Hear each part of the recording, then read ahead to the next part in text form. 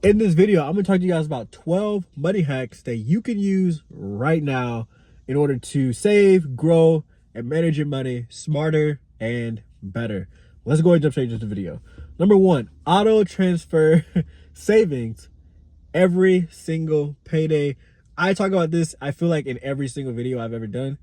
You have to get to a point where you're not doing the stuff based on discipline and willpower. You want to have it to where the system is in place, the money goes into your account, and it automatically transfers to savings. No matter how much, it doesn't have to necessarily just be on direct deposit to where you're like, your check comes in. This could be if your mom sends you $20, 2% of that, $2 of that because you put it on 10%, $2 of that goes into your savings account automatically. Keep things automatic so you don't have to think about it. That right there is probably one of the biggest money hacks, period. Just stop thinking about it because obviously you don't know what you're doing or you'd already have it, right? Set up an automatic transfer of at least 10 to 20% of your income into a separate savings or investment account. Out of sight equals out of mind equals growth, because obviously when you see it, you do bad stuff with it. So out of sight, out of mind, right? Number two, use a 24-hour rule before big purchases. Before buying anything over $100, wait 24 hours. Impulse fades, clarity kicks in, and you're not making an emotional decision. And typically what you find is that, I didn't really need that anyway.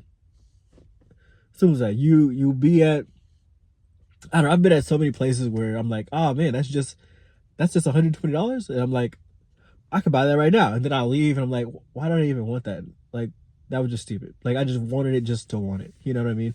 And so you probably do that a lot in your life as well. Give it 24 hours and then go back and get it. If it's not there when you get back and get it, like, let's say you're there, you're like, I'm gonna wait 24 hours, you go back and it's not there. Good. Don't start searching for it and start looking on Amazon. Like, no. If it's gone, good. That means you didn't need it, right? For me, I count it as a sign from God that he's like, you don't need that. Just go about, do something else, right? Number three, cancel one subscription you don't use. Let's start there, just one. Audit your bank account or credit card transactions and cancel at least one unused subscription. Reclaim that cash flow, right? Subscriptions nowadays are, $15, $20, $25, $30 nowadays. I guarantee most people watching this right now probably have 3 or 4 different TV subscriptions. Like, cancel them. What are we talking about? Number 4, use a high yield savings account. Don't park your savings in a 0.01% interest account.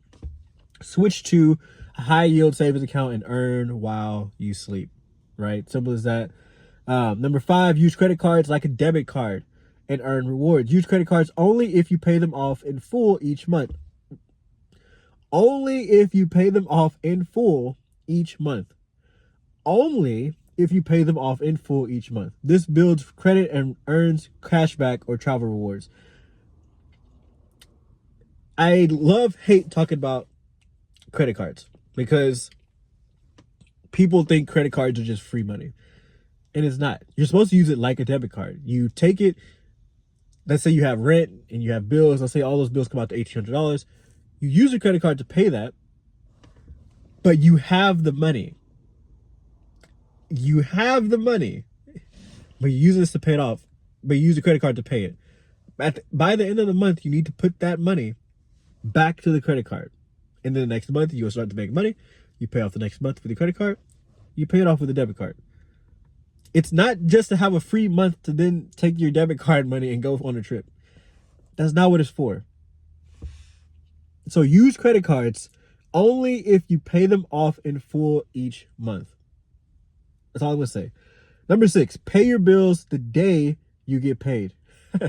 Avoid late fees and mental clutter by knocking out all your fixed bills right when your paycheck hits. The reason I laugh at these is because I've been here. I've been at all these situations where I didn't have my savings account set up on like a system. I was using my credit cards like it was free money. I've had bills sitting where I'm like, I'll just pay that. I'll take care of this right now and I'll pay this later. It sucks. It's a terrible way to live. Number 7, unsubscribe from promo emails. Those 20% off today only emails. Get rid of them. They're just going to make you spend money emotionally, right? They're engineered to make you spend. Unsubscribe equals instant savings. Number 8, set financial goals with deadlines. I want to save 10K is vague. I will save 10K by December 31st is a goal with urgency and intention, especially depending on what time of year you're in, right? So if I said I want to save $100,000, it's like, cool, that's a cool goal, right? But is it really? When are you trying to save $100,000 by?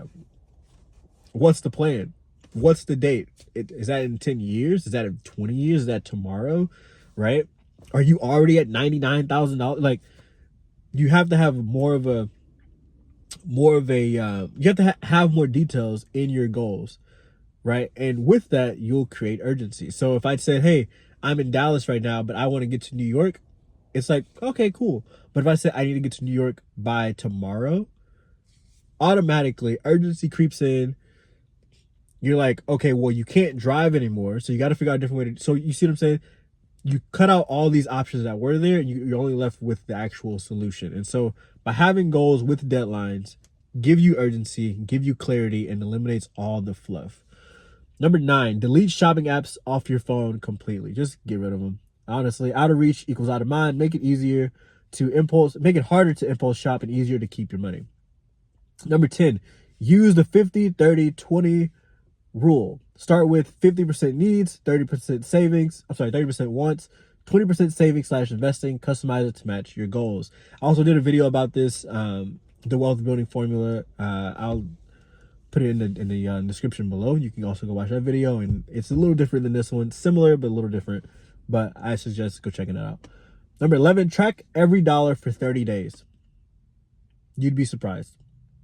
Use an app or spreadsheet to track your money daily for 1 month. Awareness equals control. Most people leak money in blind spots.